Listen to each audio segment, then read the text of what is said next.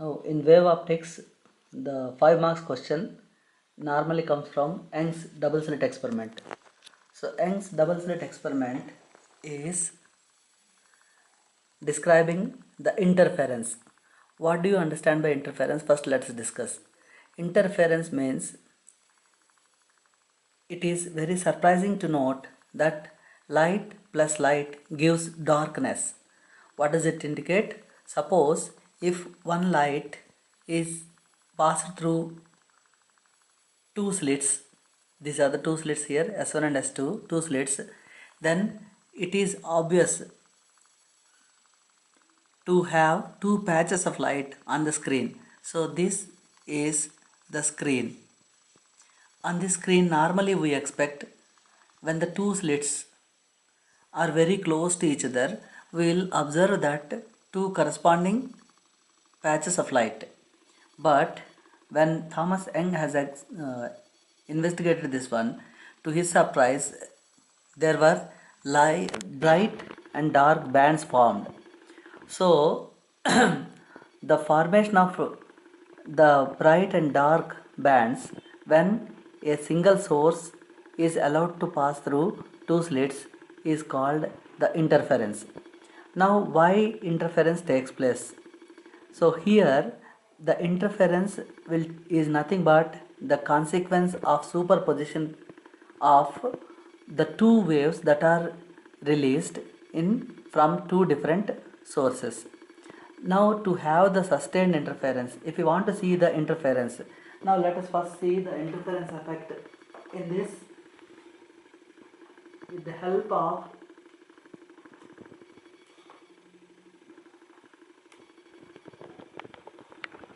the green light. I have taken the interference pattern.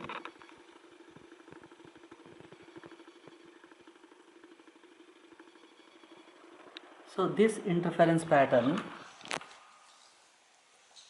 I have obtained just by allowing this green laser light. When it is allowed to pass through two slits, then the pattern that you have seen could be observed.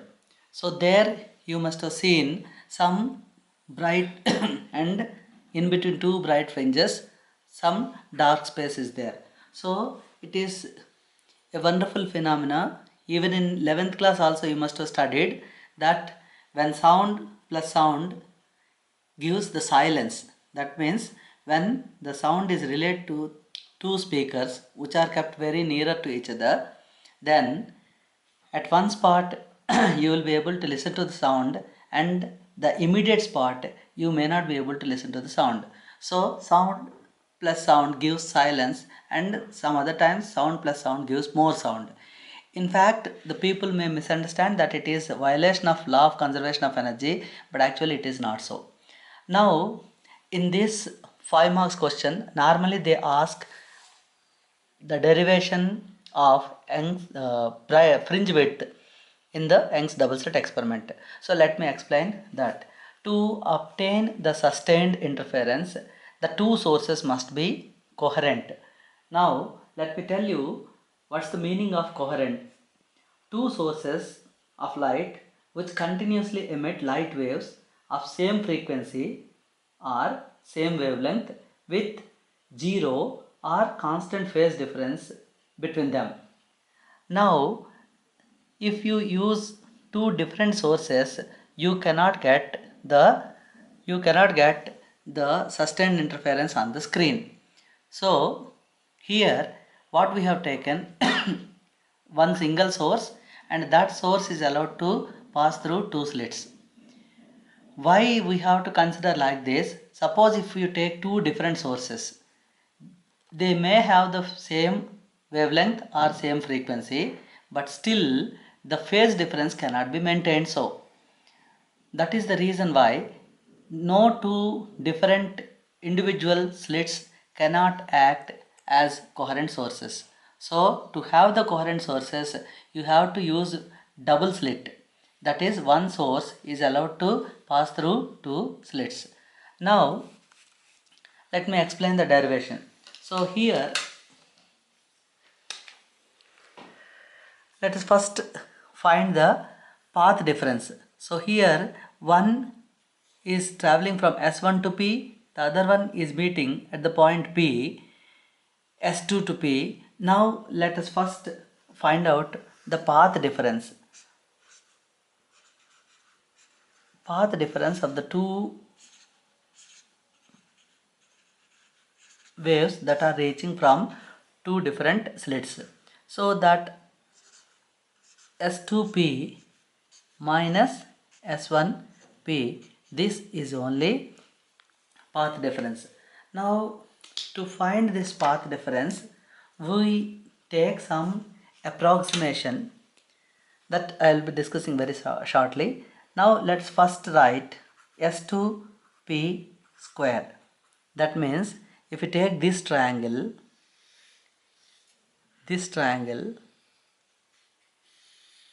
so this is the hypotenuse.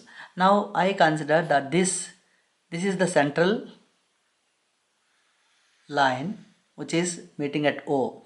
Now this distance is small d, the distance between the two slits. Now the distance between the screen and the slits is capital D. Now I can write S2P square as d square plus y minus d by 2 whole square. You can see that this is y, S2P square. So this is y and this is d by 2. So I have to make it y plus d by 2 whole square. This is 1 d by 2 and this is another d by 2. So now S1P square, that's going to be d square, this is d square, and then this length, that is y minus d by 2 whole square. Now let us subtract S2P square minus S1P square. Now by subtracting d square will be cancelled, and this is a plus b whole square and this is a minus b whole square. We know that a plus b whole square minus a minus b whole square is equal to 4ab. Therefore, I will get here 4 times a, that is y, b, that is d by 2. So which gives me 2y d. Now I can write the factors for this one. S1, S2p plus S1p, a plus b into a minus b, S2p minus S1p. Now this is only, we are considering it as x. Now S1 and S2 are very close, and therefore the approximation that I was talking about, the approximation is that S1p, which is more or less equal to S2p and which is equal to the capital D. So this is 1D, this is another D, therefore 2D times of x. Often children ask, if S2P and S1P are taken to be capital D, then why don't we make it 0? So in physics, we always take the approximation as long as it does not affect the result. Once it starts affecting the result, we cannot take that approximation. So here that approximation is very much valid. So here you can make it D, capital D, but if you make it D here, the main purpose of this derivation becomes nullified. So we cannot take S1 and S2P as D here. There is some difference. That difference is only we are talking about, that is path difference. Therefore x is equal to y d by d. So now this path difference,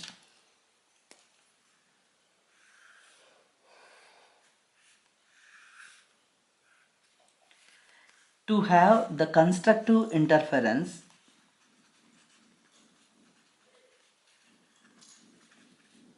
we have already derived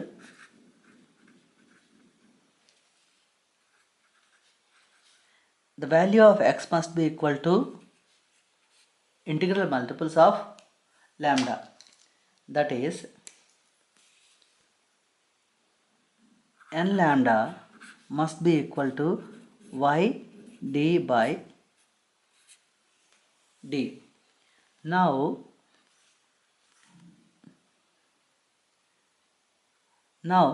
if we wanted to write the value of y for nth fringe, it becomes n lambda d by small d.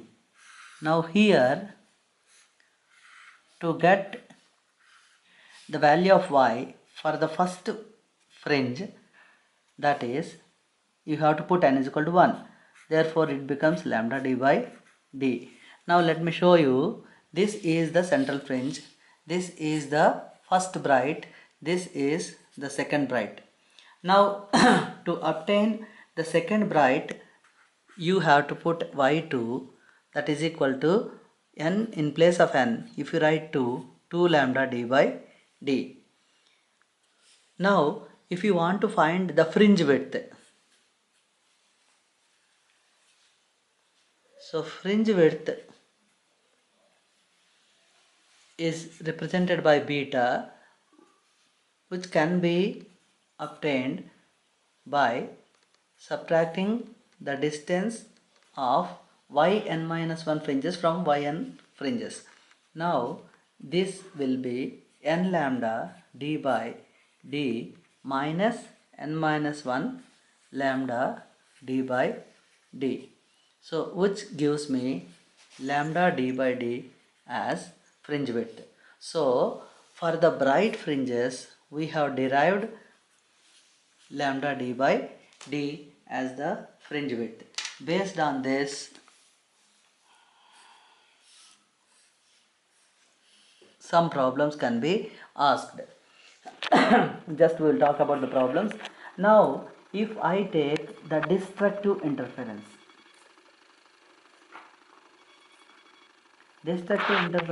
will give us the dark bands.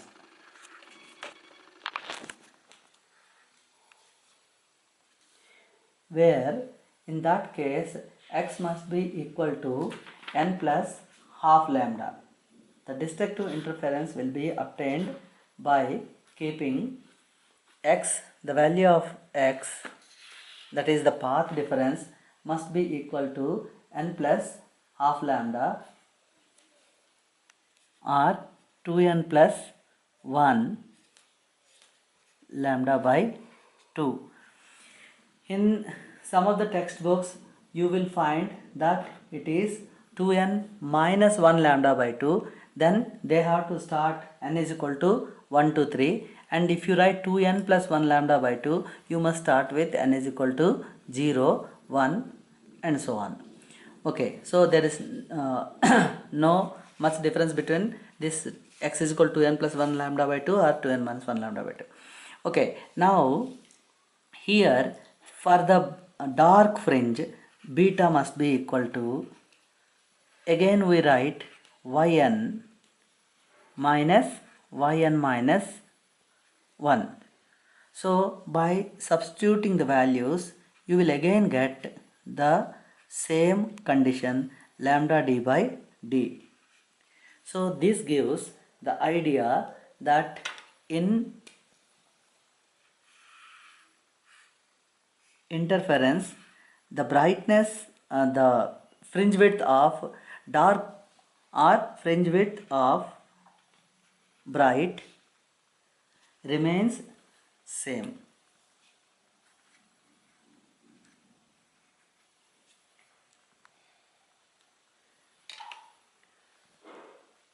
Now based on this beta is equal to lambda d by d, some problems can be asked. The very first problem is that suppose if you take a green light, monochromatic light green, and the other monochromatic light red. If you take these two lights and if you perform the same with the same experimental setup, whose fringe width will be obtained more? So for that, it all depends on, because we are considering the experimental setup same for both the two cases. Therefore in one case beta with green must be lambda of green color and then d by d, and beta of red, that is nothing but lambda of red d by d. As we know that lambda of red is greater than lambda of green, so beta of red must be greater than beta of green. So this is one question. Suppose if the green light is replaced by red light, what happens to the fringe width? So the fringe width will be increased. Now in place of this green light or red light, or in place of monochromatic light, if you use white light, white source, what happens? If you use white source, it gives you the colored fringes.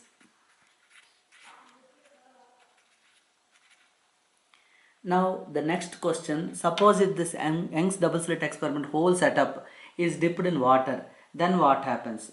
So for that, what as the D and capital D and small d, that is the distance between slits and screen and the distance between two slits, is always same for both the two practical purposes.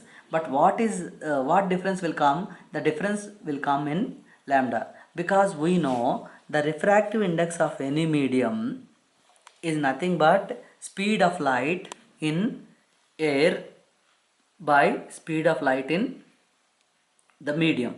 Or otherwise we can, suppose if we take water, as we are discussing water here, so speed of light in air, c in air by c in water.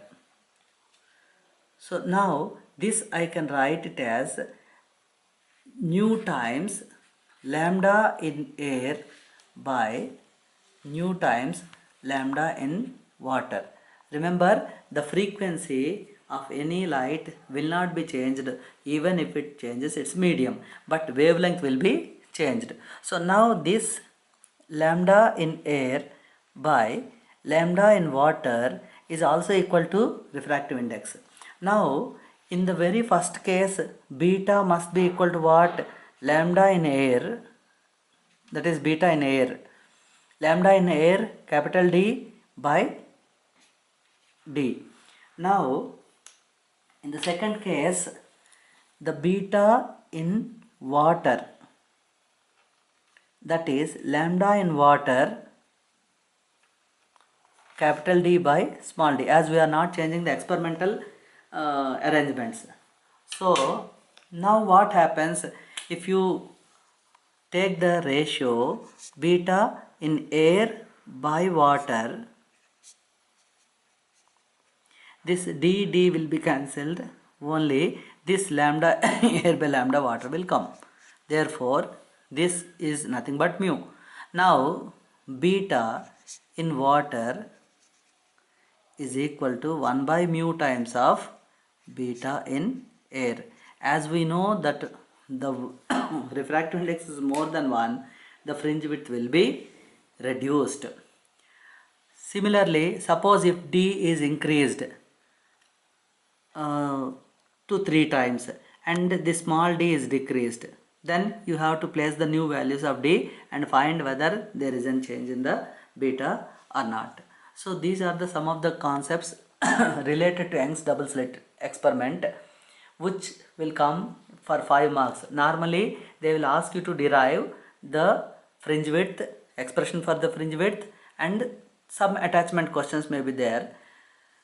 In that they may ask you to find if you replace the monochromatic light by white light, or if you replace the monochromatic light of green by red, or if you change the value of d, capital D, or if you change the value of small d. So everything will be depending on this formula. So by using this formula promptly and by giving substituting the values that are given, one can easily solve the problems of Young's double slit experiment.